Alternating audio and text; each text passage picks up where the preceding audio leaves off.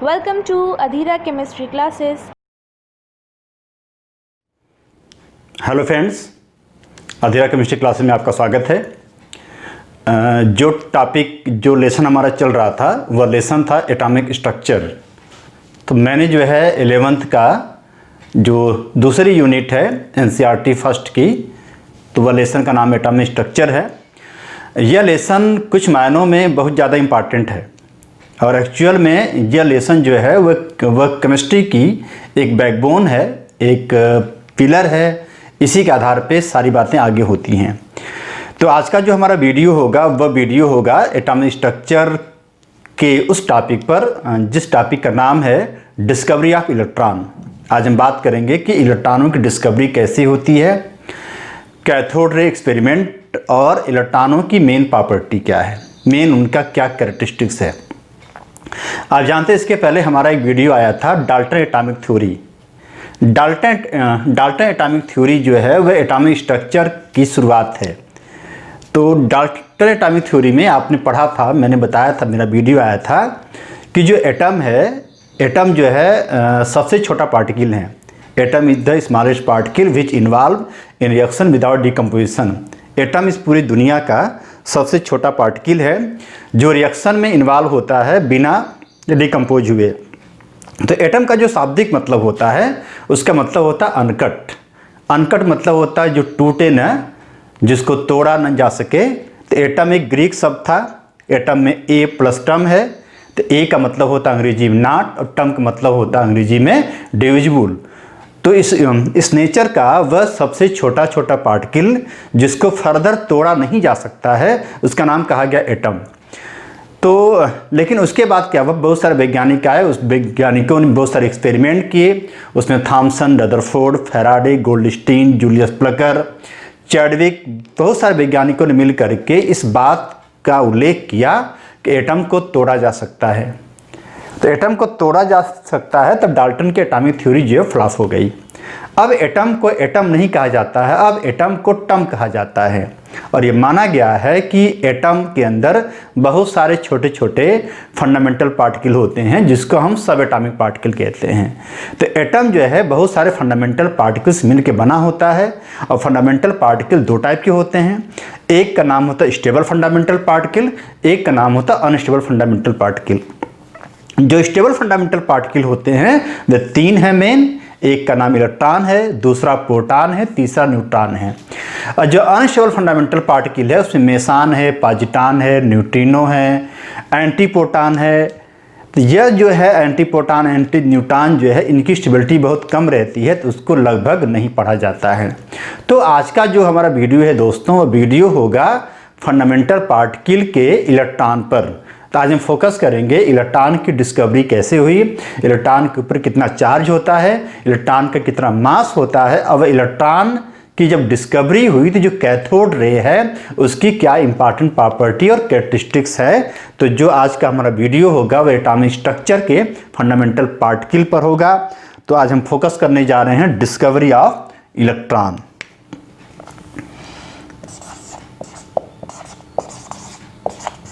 Discovery of electron,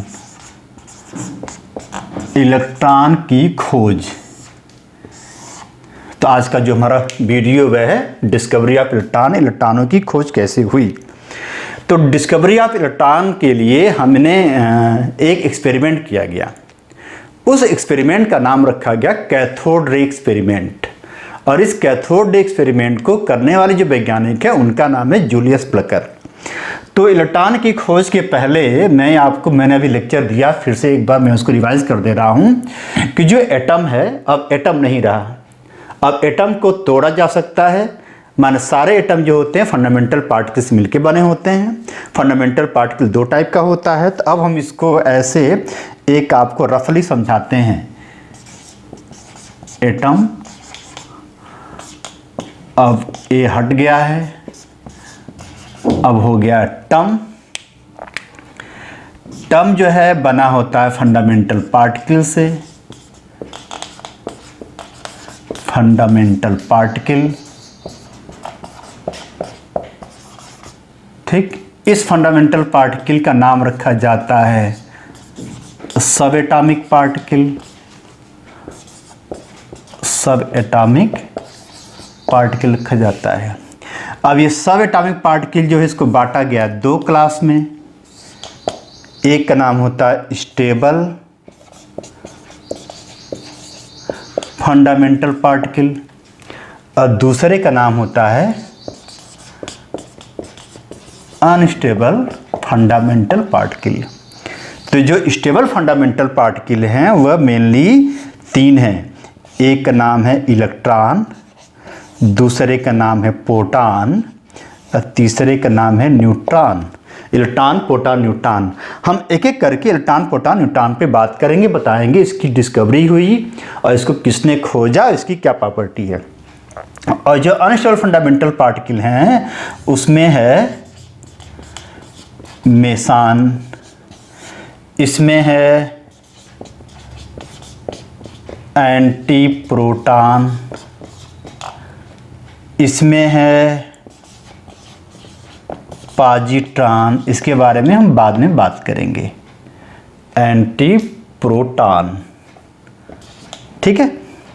तो जो है मैंने कहा कि जो पूरा नेचर है वह एटम्स मिलकर बना है। एटम का मतलब होता है जो न टूटे, लेकिन बहुत सारे वैज्ञानिकों ने रिसर्च करके, बहुत सारे एक्सपेरिमेंट करके इस बात को सिद्ध किया कि एटम को तोड़ा जा सकता है। तो एटम में से अब ए जो है रिप्लेस हो गया है, एलिमिनेट हो गया, अब बचा है टम। टम मतलब तोड़ा जा सकता है। जब एटम को आप तोड़ेंगे तो बहुत सारे फंडामेंटल पार्टिकल मिलते हैं जिसको मौलिक कण कहते हैं। इस फंडामेंटल पार्टिकल को हम सब एटॉमिक पार्टिकल कहते हैं। सब एटॉमिक पार्टिकल का फिर से 2 क्लास होता है, 2 वर्गीकरण है। एक का नाम है स्टेबल फंडामेंटल पार्टिकल है और दूसरे का नाम है अनस्टेबल फंडामेंटल पार्टिकल है। स्टेबल में इलेक्ट्रॉन, प्रोटॉन, न्यूट्रॉन है और अनस्टेबल में मेसान है, एंटी प्रोटॉन है और पॉजिट्रॉन है। तो हम आज फोकस करने जा रहे थे डिस्कवरी ऑफ इलेक्ट्रॉन। तो डिस्कवरी ऑफ इलेक्ट्रॉन के लिए हमें पढ़ाना पड़ेगा आपको cathode ray experiment.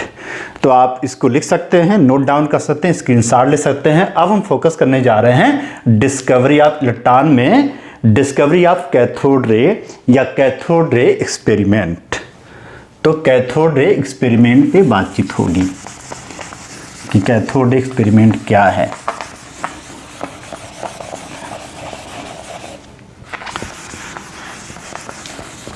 Cathode experiment से ही इलेक्ट्रॉनों की खोज हुई है और उसके बाद फिर हम बताएंगे कि कैथोड रे की क्या प्रॉपर्टी है। तो cathode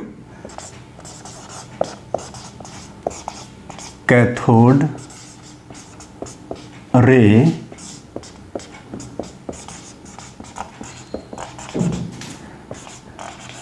experiment, cathode ray experiment. तो कैथोड एक्सपेरिमेंट को दिया था, कैथोड एक्सपेरिमेंट को किया था जूलियस प्लकर में। जूलियस प्लकर ने, इन्होंने क्या किया था, इन्होंने बहुत मिनिमम प्रेशर पर गैसों को आयनाइज किया था। इन्होंने क्या किया था, 60 सेंटीमीटर की एक नली लिया था, कांच की नली, जिसका नाम रखा गया था डिस्चार्ज ट्यूब। जब 60 सेंटीमीटर की नली में कोई गैस भर के बहुत कम प्रेशर पर हाई वोल्टेज की इलेक्ट्रिसिटी जिसकी मात्रा 10,000 से लेकर 30,000 तक थी, जब उसमें पास कराते हैं एनोड कैथोड को डाल करके, तो देखा गया है कि जब बहुत कम प्रेशर पर किसी डिस्चार्ज ट्यूब में हाई वोल्टेज की इलेक्ट्रिसिटी कैथोड और इलेक्ट्रोड एनोड और कैथोड की मदद से पास कराते हैं, तो कैथोड के सामने वाली जो दीवार होती है उस पर हरे रंग की चमक पैदा होती है।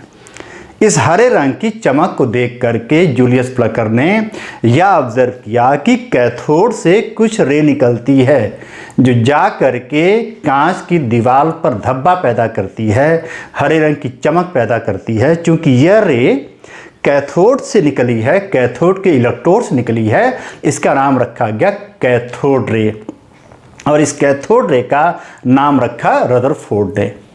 अब इस कैथोड रे के बारे में अध्ययन किया गया। जब अध्ययन किया गया बहुत सारी प्रॉपर्टी मिलती है उस प्रॉपर्टी को ही कैथोड रे की प्रॉपर्टी कही जाती है। तो जूलियस प्लकर ने कैथोड रे एक्सपेरिमेंट दिया था। उन्होंने 60 सेंटीमीटर की कांच की एक नली, जिसका नाम रखा गया डिस्चार्ज ट्यूब, उसमें एनोड कैथोड को ले करके हाई वोल्टेज की इलेक्ट्रिसिटी को डाला गया और उसमें गैस को कम प्रेशर पर रखा गया। जब लो प्रेशर पर डिस्चार्ज ट्यूब में हाई वोल्टेज की इलेक्ट्रिसिटी को पास कराया गया तो देखा गया कैथोड के सामने वाली दीवार पर हरे रंग की, ग्रीन रंग की ग्लो पैदा होता है, चमक पैदा होता है।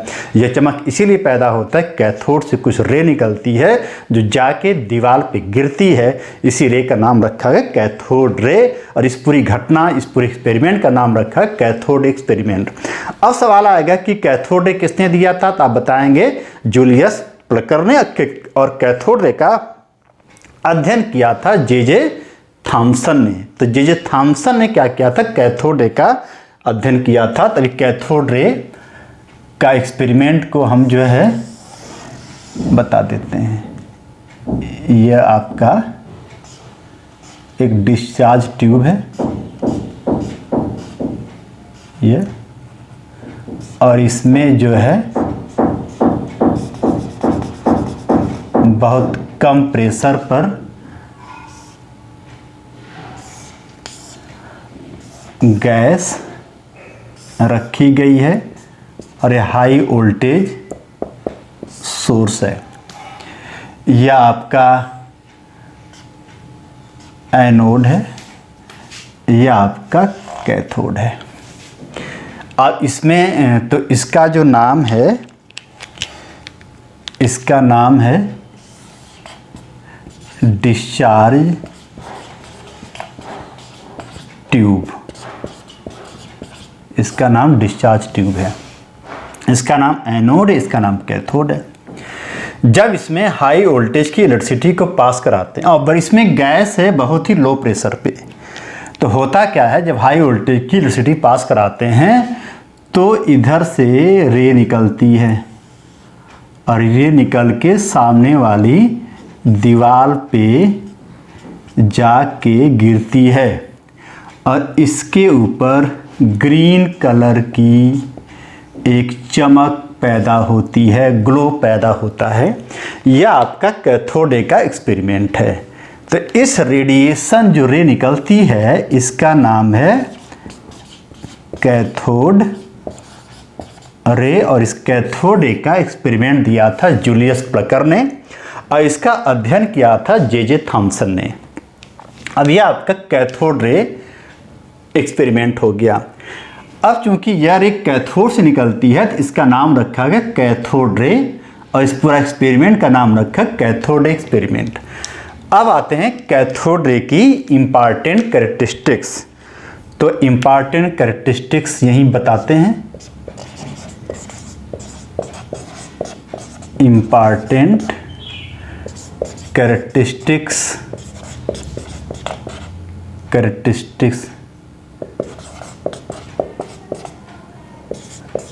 Of cathode ray. Important characteristics of cathode ray. Cathode ray की जो सबसे पहली कैरेक्टरिस्टिक्स है, जो सबसे बड़ी खास बात है, नंबर 1 है, यह खास बात है कि जो कैथोड रे होती है वह सीधी रेखा में चलती है, वह सीधी रेखा में चलती है और टेढ़े मेढ़े नहीं जाती है। They travel in straight line, वह सीधी रेखा में चलती है। दूसरा, कैथोड रे के अंदर काइनेटिक एनर्जी होती है, माने कैथोड रे के अंदर एक मैकेनिकल फोर्स होता है। इसको समझाने के लिए अगर कैथोड रे के सामने आप कोई हल्का सा घूमता पहिया रखेंगे तो वह पहिया घूम जाता है। माने कैथोड रे जब झोंके में निकलती है तो पहिए पर एक प्रकार का मैकेनिकल फोर्स अप्लाई करके उसको पहिए को घुमा देती है। यह सिद्ध करता है कि कैथोड रे के अंदर काइनेटिक एनर्जी है, वह मैकेनिकल फोर्स अप्लाई करता है। तीसरा, जो कैथोड रे है चूँकि कैथोड के प्लेट से निकलती है इसीलिए वह नेगेटिव पार्टिकल से बनी होती है। माने cathode ray are made up of smallest particle of negative charges. Negative charges के छोटे छोटे पार्टिकल्स मिलकर बनी होती हैं। चौथा, कैथोड रे के सामने अगर कोई भी मेटल की पन्नी या सोने के एल्युमिनियम की पन्नी, बहुत पतली सी पन्नी रखी जाती है, तो कैथोड रे उस पन्नी को पेनिट्रेट कर देती है, माने इसके अंदर पेनिट्रेटिंग पावर होती है, भेदन क्षमता पाई जाती है। 5वां पॉइंट, कैथोड रे जो होती है गैसों को आयनित करती है, गैसों को आयनाइज करती है, क्योंकि कैथोड रे के अंदर काइनेटिक एनर्जी होती है। गैसों के मॉलिक्यूल के एटम पे पड़ती है तो ऑर्बिट को फाड़ करके इलेक्ट्रॉन बाहर निकालती है, गैसों को आयनाइज करती है। कैथोड रे को अगर मैग्नेटिक फील्ड में रखा जाता है तो यह पॉजिटिव मैग्नेटिक फील्ड की ओर अट्रैक्ट होती है, मतलब मैग्नेटिक फील्ड में यह विक्षेपित होती है। 7वां पॉइंट, कैथोड रे जो होती है फोटोग्राफी प्लेट पर असर डालती है, फोटोग्राफी प्लेट पर धब्बा पैदा करती है। 8वां पॉइंट, कैथोड रे को इलेक्ट्रिक फील्ड में रखने पर भी यह विक्षेपित होती है। कैथोड रे पॉजिटिव प्लेट की तरफ चली जाती है, इसका मतलब है कैथोड रे के अंदर जो पार्टिकल हैं पर नेगेटिव होते हैं। तो यह हो गया कैथोड रे की इंपॉर्टेंट प्रॉपर्टी। नंबर 1 हो गया कि यह सीधी रेखा में चलती है। नंबर 2 हो गया कि यह मैकेनिकल फोर्स पैदा करती है। नंबर 3 हो गया कि नेगेटिव पार्टिकल्स से बनी होती है। नंबर 4 हो गया यह गैसों को आयनाइज करती है। 5 हो गया कि मेटल को पेनिट्रेट करती है। 6वां हो गया कि यह किसी भी मैग्नेटिक फील्ड में जाने पर मैग्नेटिक फील्ड से विक्षेपित होती है। 7वां हो गया कि यह इलेक्ट्रिकल फील्ड में जाने पर भी विक्षेपित होती है। 8वां हो गया कि यह फोटोग्राफी प्लेट पे अपना असर डालती है। तो यह हो गया कैथोड रे का मेन प्रॉपर्टी। सबसे बड़ी खास बात क्या है, जो सबसे मेन खास बात है, जो 9वां पॉइंट है, इस खास बात को नोट किया जाए। इसमें क्या है, एक वैज्ञानिक जे थॉमसन ने क्या किया, एक एक्सपेरिमेंट किया। उन्होंने क्या किया, जो कैथोड रे के अंदर जो नेगेटिव पार्टिकल हैं, उस नेगेटिव पार्टिकल का चार्ज निकाला और इसका मास निकाला। ठीक, चार्ज का मास निकाला, तो चार्ज को हम रिप्रेजेंट करते हैं ई से, मास को करते हैं यम से।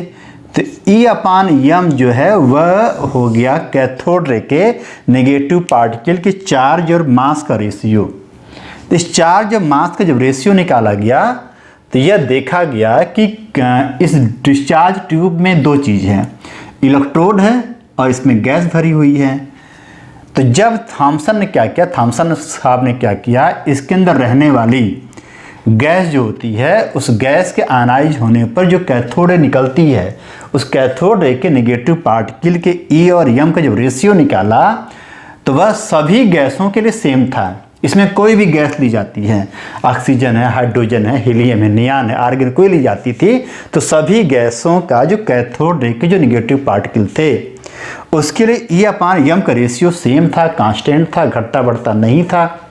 इसका मतलब है जो E/m है वह इस गैसों के ऊपर डिपेंड नहीं करता है, और इसकी जो वैल्यू है वह इलेक्ट्रोड के मेटल पर भी डिपेंड नहीं करता है। इसका मतलब होता है कि दुनिया की सभी गैसों के लिए कैथोड रे के नेगेटिव पार्टिकल के लिए E/m का रेशियो कांस्टेंट आता है। मतलब इलेक्ट्रॉन जो है यूनिवर्सल पार्टिकल है दुनिया का, सबके लिए एक ही टाइप का इलेक्ट्रॉन पाया जाएगा, चाहे कोई मेटल हो, कोई ऑब्जेक्ट हो, कोई सब्सटेंस हो, कोई भी लिविंग या नॉन लिविंग थिंग है। यह सबसे बड़ी बात, लेकिन यह केस प्रोटॉन और न्यूट्रॉन में नहीं पाया गया है।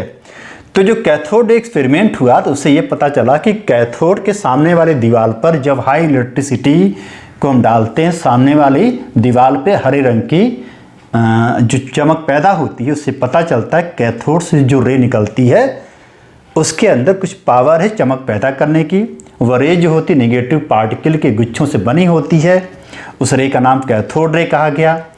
इस रे के बारे में पढ़ा थॉमसन ने, तो थॉमसन ने इस रे में यह देखा कि यह रे नेगेटिव पार्टिकल से मिलकर बनी होती है, और इस नेगेटिव पार्टिकल का नाम रखा स्टोनी ने इलेक्ट्रॉन। तो सवाल बनता है कि कैथोड रे एक्सपेरिमेंट किसने किया? तो जूलियस प्लकर। कैथोड रे किसने खोजा? Julius Plucker. इलेक्ट्रॉन किसने ऑब्जर्व किया? थॉमसन। और इलेक्ट्रॉन का नाम किसने रखा? आप बताएंगे स्टोनी, STONY। तो अगर एग्जाम में आएगा हु डिस्कवर इलेक्ट्रॉन, तो आप कहेंगे Thompson. Who discover cathode ray, बताएंगे आप जूलियस प्लकर। और किसने इलेक्ट्रॉन का नाम रखा? तो आप बताएंगे स्टोनी ने। तो स्टोनी ने क्या किया? इलेक्ट्रॉन का नाम रखा इलेक्ट्रॉन। तो यह आपका हो गया कैथोड रे एक्सपेरिमेंट। और इलेक्ट्रॉनों की पूरी इलेक्ट्रॉन की जो डिस्कवरी हुई इसी कैथोड रे एक्सपेरिमेंट के आधार पे हुई है। इसके अलावा भी बहुत सारे एक्सपेरिमेंट हैं जिससे पता चलता है कि इलेक्ट्रॉन की मौजूदगी है। तो हम और भी एक्सपेरिमेंट के बारे में बता रहे हैं जो और कौन कौन से एक्सपेरिमेंट हो सकते हैं। तो ये आपने लिखा होगा, स्टोनी ने इलेक्ट्रॉन का नाम रखा इलेक्ट्रॉन और थॉमसन ने इलेक्ट्रॉनों की खोज किया। अब आते हैं कि ऐसे कौन कौन से और एक्सपेरिमेंट हैं, ऐसे और कौन कौन से कॉन्सेप्ट हैं जिससे पता चलता है कि इलेक्ट्रॉनों की मौजूदगी है। तो मैं एक एक करके सारे पॉइंट पर बोलता हूँ, ऐसे और कौन कौन से एक्सपेरिमेंट हैं। तो और भी एक्सपेरिमेंट हैं, जैसे सबसे पहला एक्सपेरिमेंट है photo electric effect. Photo electric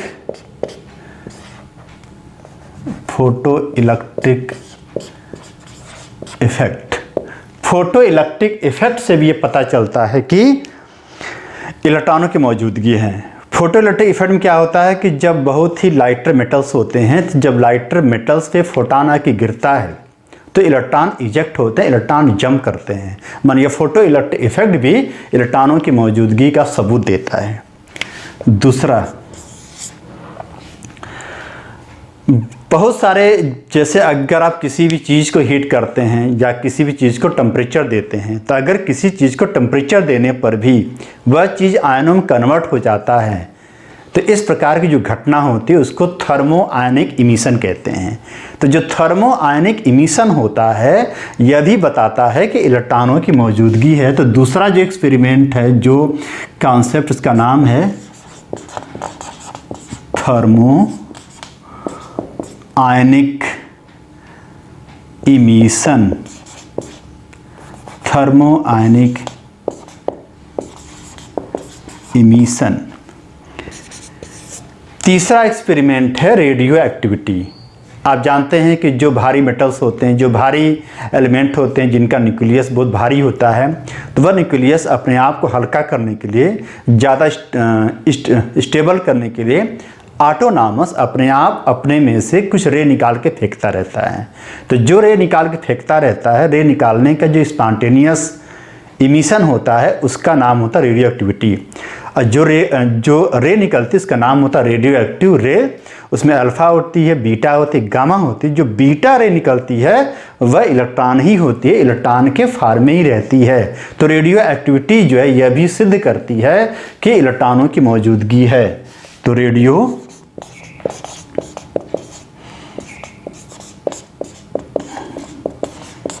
radio activity. चौथा पॉइंट है आयनाइजेशन।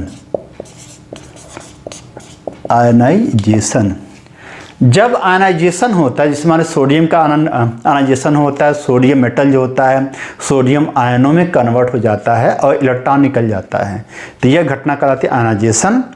Cl है तो उसके अंदर इलेक्ट्रॉन आ जाता है, वह घटना कहलाती है इलेक्ट्रॉन एफिनिटी। तो जो आयनाइजेशन है यह भी ये सिद्ध करता है कि इलेक्ट्रॉनों की मौजूदगी है। तो इलेक्ट्रॉनों की मौजूदगी का और बहुत सारे कॉन्सेप्ट हैं, जैसे फोटो इलेक्ट्रिक इफेक्ट है, थर्मो आयनिक इमिशन है, रेडियो एक्टिविटी है और आयनाइजेशन है। तो मैंने आपको बताया कि इलेक्ट्रॉनों की खोज कैसे हुई। इलेक्ट्रॉनों की खोज खोज करने के लिए कैथोड रे एक्सपेरिमेंट था। इसके अलावा भी 3-4 और कॉन्सेप्ट हैं जिससे यह सिद्ध होता है कि इलेक्ट्रॉनों की मौजूदगी है। अब हम इसी में बात कर लेते हैं इलेक्ट्रॉनों का मास और इलेक्ट्रॉनों का चार्ज। तो जो इलेक्ट्रॉन का चार्ज है उसको खोजा था मिल्कन बहुत बड़े साइंटिस्ट थे, बहुत बड़े वैज्ञानिक थे। उन्होंने एक एक्सपेरिमेंट डन किया जिसका नाम रखा गया आयल ड्रॉप एक्सपेरिमेंट। तो मिल्कन ने क्या किया था, आयल ड्रॉप एक्सपेरिमेंट से इलेक्ट्रॉनों का चार्ज खोजा और उन्होंने चार्ज के बारे में बताया। इस पर यूनिट चार्ज होता है और यह मिल्कन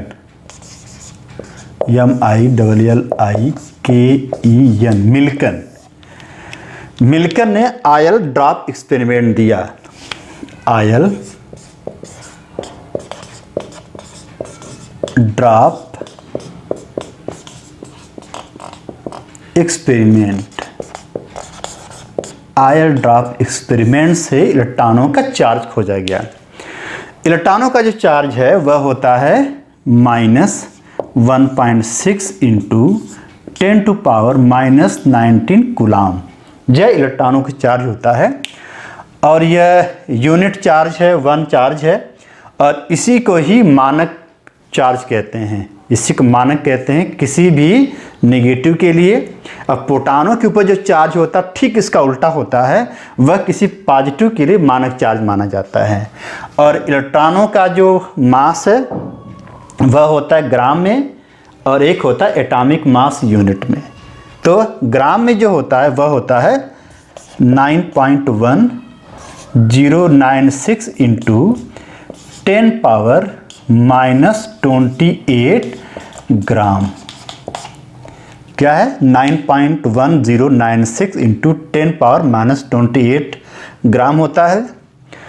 क्योंकि हाइड्रोजन का मास 1 माना जाता है, 1.6 कुछ होता है और यह देखा गया है इलेक्ट्रॉनों का जो मास होता है वह हाइड्रोजन के मास के 1/1837 टाइम्स के बराबर होता है।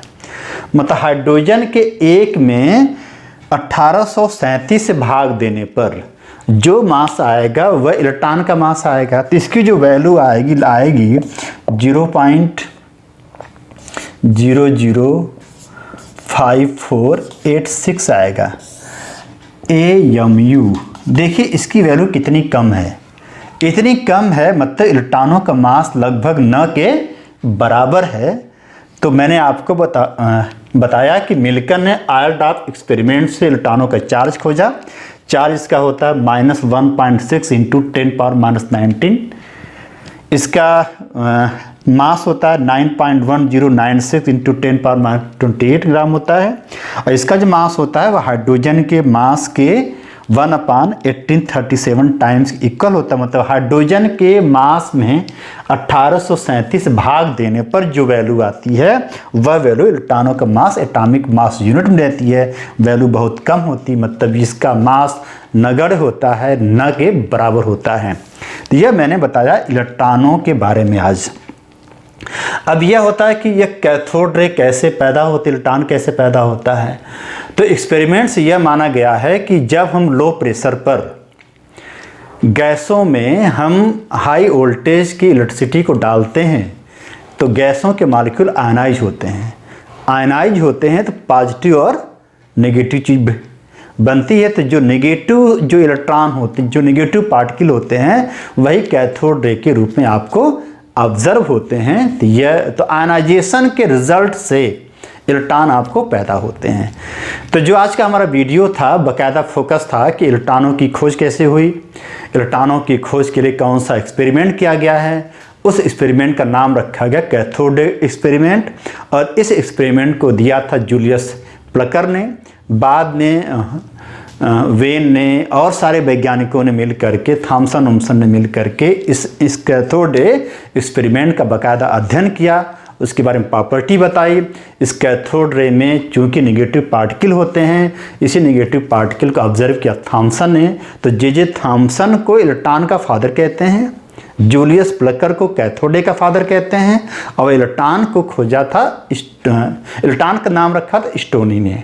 और इसका चार्ज होता है -1.6 इंटू 10⁻⁻19 और इसका मास होता है 9.1096 इंटू 10⁻⁻28 और यह हाइड्रोजन के मास के 1/18 137 टाइम्स के इक्वल होता है। यह आपका हो गया आज का इलेक्ट्रॉनों की खोज के बारे में।